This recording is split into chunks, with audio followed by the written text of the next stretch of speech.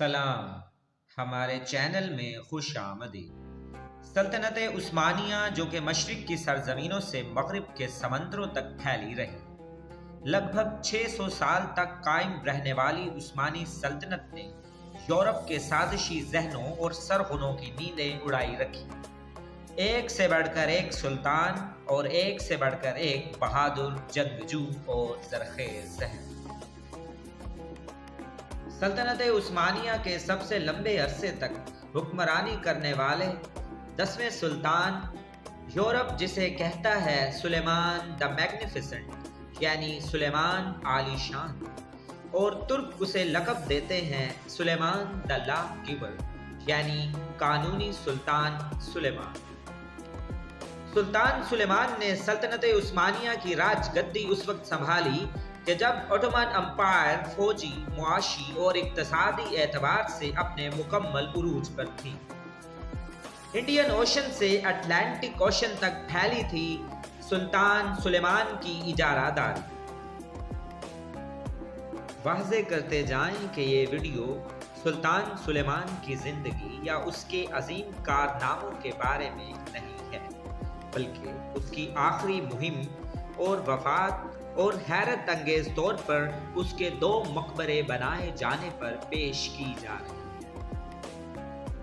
शाह सुलेमान के इक़्तिदार संभालते ही तकरीबन पूरा यूरोप उस्मानी सल्तनत के ताबे आ चुका था।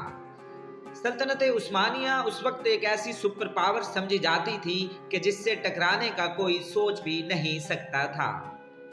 कॉन्स्टेंटिनोपल को उसके दादा सुल्तान मोहम्मद फातेह, जबकि यूरोप के कई और रियासतों और हुकूमतों को उसके आबाओ अजदाद फतह कर चुके थे।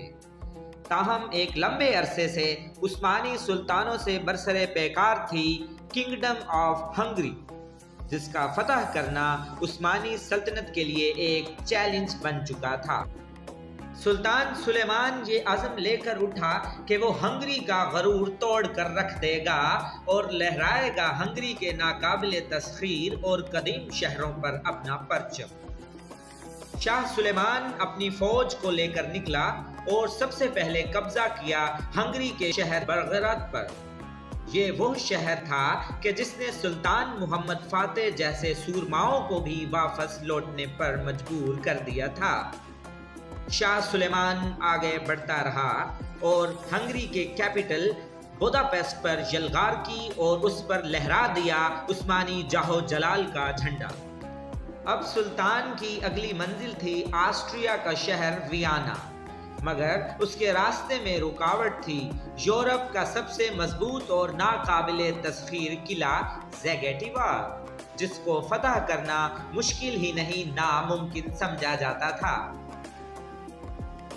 सन 1566 ईस्वी में इस किले पर यलगार करते वक्त सुल्तान हो चुका था 72 साल का, और अब उसकी तबीयत भी इंतहाई नासाज थी। तो उसके जर्नैलों और सिपा सालारों ने उसे ये मुहिम तर्क करने का मशवरा दिया, मगर सुल्तान सुलेमान अड़ा रहा कि वो जरूर ये किला सर करके रहेगा।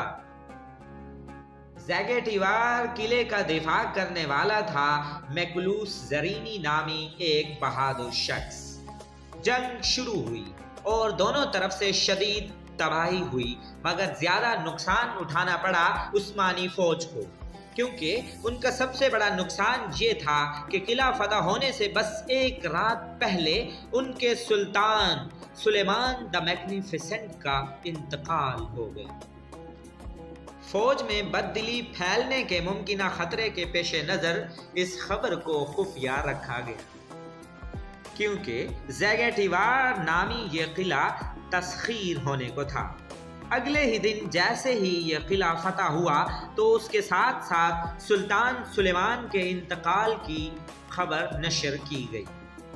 सुल्तान के जस्द खाकी को इंतहाई अकीदत और एहतराम के साथ सल्तनत उस्मानिया के दारुल हुकूमत कॉन्स्टेंटिनोपल लाया गया और मस्जिद सुलेमानिया में दफन कर दिया गया।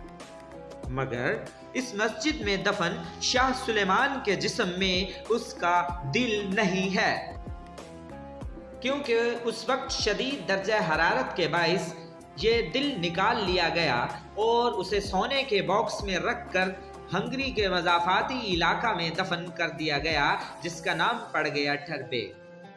चूँकि हंगरी अब तस्खीर हो चुका था और वो सल्तनत उस्मानिया का हिस्सा था, तो यहाँ सुल्तान सुलेमान के नाम से एक मकबरा भी तामीर किया गया। लेकिन गुजरते वक्त के साथ साथ जब सल्तनत की गिरफ्त कमज़ोर पड़ी और हंगरी ने अपनी आज़ादी का ऐलान कर दिया, तो इस मकबरे को एक कैथोलिक चर्च में बदल दिया गया। मगर बदलती हुई तारीख के साथ साथ ये चर्च भी ज़्यादा देर कायम ना रह सका और खो गया तारीख की गर्द में। अब गुज़श्ता चंद सालों से हंगरी और तुर्की की हुकूमतों की मुश्तरका कोशिशों से सुल्तान सुलेमान के दिल की तलाश जारी है।